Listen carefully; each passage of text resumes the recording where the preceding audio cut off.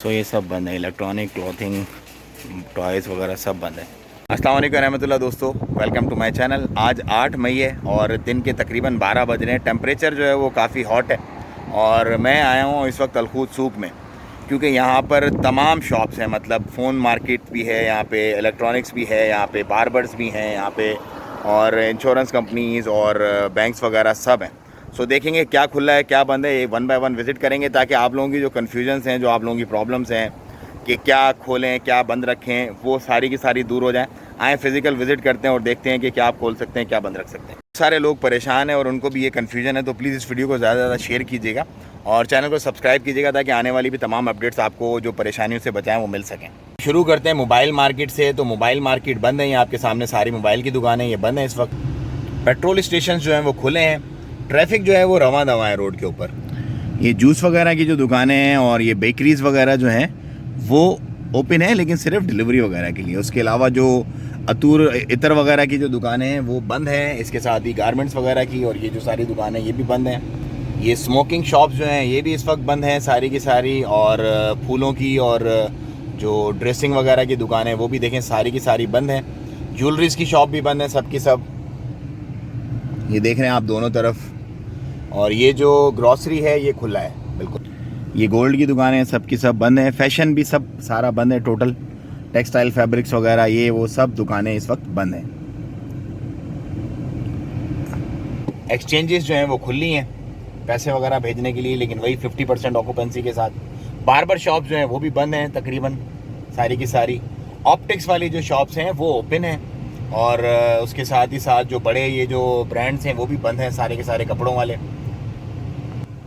Pharmacies open हैं और medications वगैरह जो भी रिलेटेड है, हेल्थ केयर रिलेटेड चीज़ें ओपन है।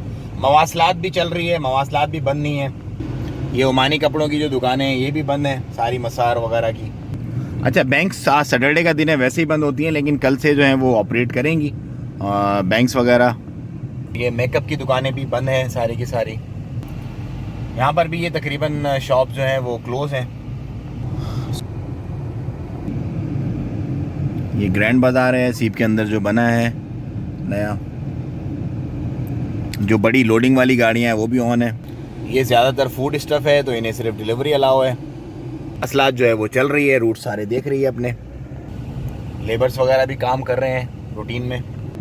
पंप के ऊपर टायर शॉप्स ओपन हैं, उसके अलावा जो दूसरी दुकानें हैं वो बंद हैं।